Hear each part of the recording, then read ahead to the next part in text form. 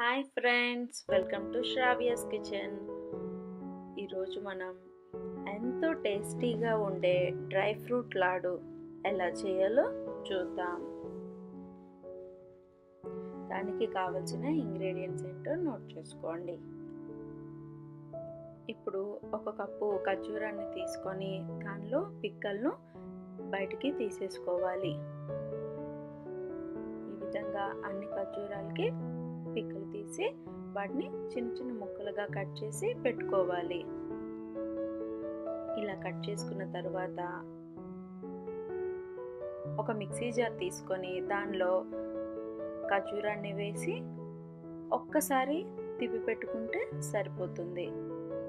మరి పేస్ట్లా కాకుండా ఒక్కసారి తిప్పుకుంటే సరిపోతుంది.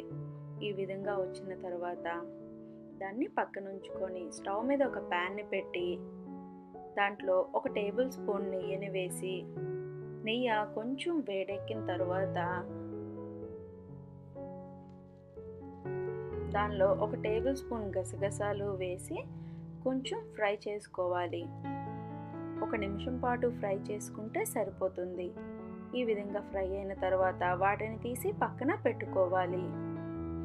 ఇప్పుడు అదే గిన్నెలో ఇంకొక 1/2 టేబుల్ స్పూన్ నెయ్యిని వేసి దానిలో ఒక 1/2 కప్పు బాదం పప్పు ముక్కలుగా కట్ చేసుకొని వేసుకోవాలి.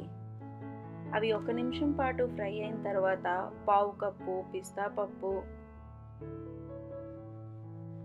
అవి కూడా 1 నిమిషం వేగిన తర్వాత దానిలో ఒక 1/2 కప్పు జీడిపప్పు ముక్కలు వేసుకొని వాటి నుంచి మంచి వాసన వచ్చేంత వరకు వాటిని ఫ్రై చేసుకోవాలి.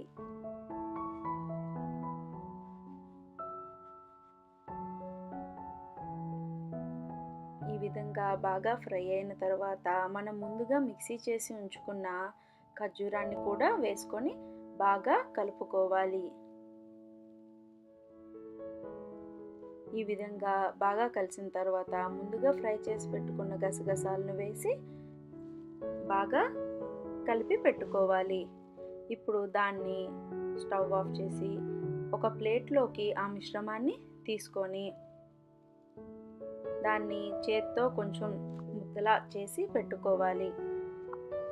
ఈ విధంగా చేసిన తర్వాత కొంచెం కొంచెంగా తీసుకొని లడ్డూలా చుట్టుకోవాలి. అంతే. ఇదే విధంగా మొత్తం మీరు రిపీట్ చేసుకోవాలి. అంతే, ఎంతో టేస్టీగా ఉండే డ్రై ఫ్రూట్ లాడు రెడీ.